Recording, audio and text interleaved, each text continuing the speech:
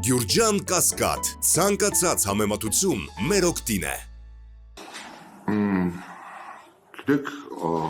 ընդհանուր առմամբ իհարկե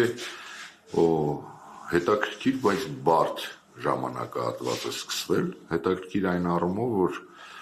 հետաքրքրությունը Հայաստանում չէ, հետաքրքրությունը դրսում է, հետաքրքիր չի նշանակում լավ, որովհետև երբ տեսնում ենք ինչ է կատարվում օրինակ Սիրիայում, որը մեր քթի տակ է,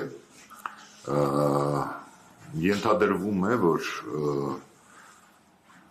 Սիրիայի այս վերջին դեպքերը հրահարվել են նաև դրսից և կան ուժեր, որոնք նաև կենտրոններ քաղաքական, ռեգիոնալ, աշխարհաքաղաքական, որոնք ուզում են Սիրիան դարձնել Հարավսլավիա, այսինքն մասնատել մի քանի երկրի, դրան ես կարծում եմ ամենևին կողմնակից չէ Թուրքիան, որովհետև վախ կա, որ դա կարող է հետո տարածվել նաև, այդ թվում իրենց վրա, որովհետև շատ հետաքրքիր էր բավականին ռադիկալ Օջալանի կոչը վայր դնել զենքերը, այդպիսի մի բան կա, որ ասում է այդպես չի լինում, էլի հենց այնպես, որ Օջալանի նման կերպարը կոչ անի վայր դնել քրդերին զենքերը, ուրեմն այնտեղ ինչ-որ բան է պատրաստվում։ Անվտանգության առումով, եթե մենք Հայաստանից խոսենք, իհարկե որևէ անվտանգության մասին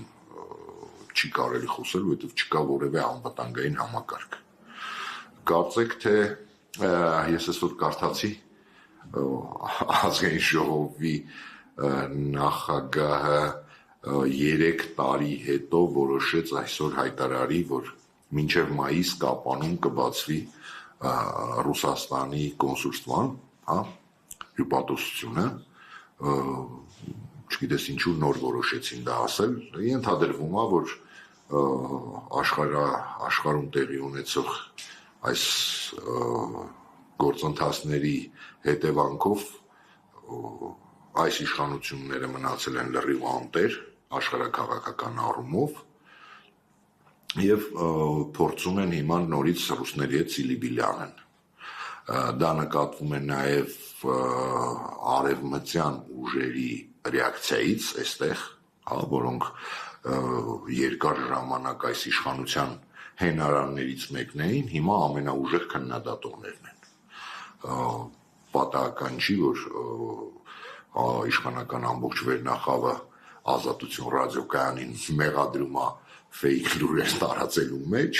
այն ռադիոկայանին, որը իրենց իշխանության բերելու ընթացքում 24/7 ռեժիմով լուսաբանում էր այս իշխանություններին, ես նայում եմ արևմտամետ ուժերը ևս բավականին լուրջ քննադատության են ենթարկում իշխանություններին, այդ երևում է, որ իշխանությունները որոշել են կրկին ընկնել ռուսների գիրկը, կստացվի թե չէ դա այլ խնդիր է, բայց քանի որ փորձեցին տարբեր տեղեր,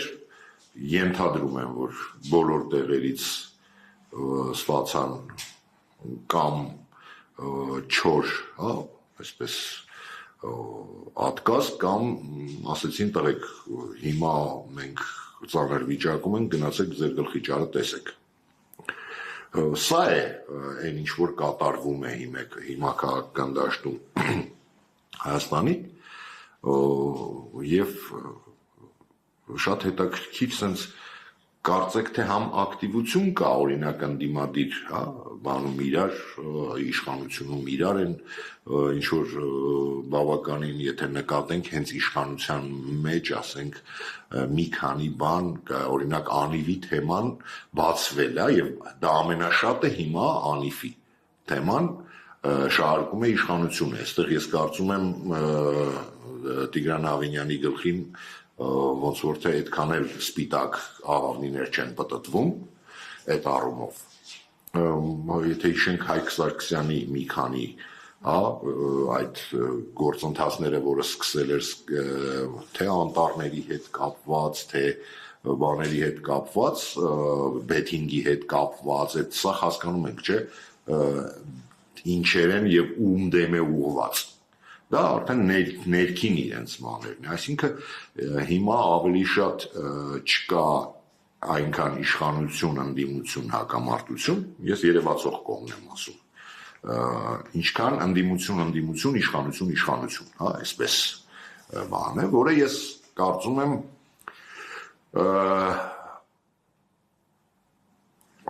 Նիկոլ Փաշինյանը հասկացավ, որ ինչի իր դեմ է ուղղված, որում եւ ընդդիմություն, եւ իշխանություն է, եւ փորձեց ինչ-որ ռեակցիա տալ։ Ստացվեց, թե չէ, երևա կարծում եմ չստացվեց։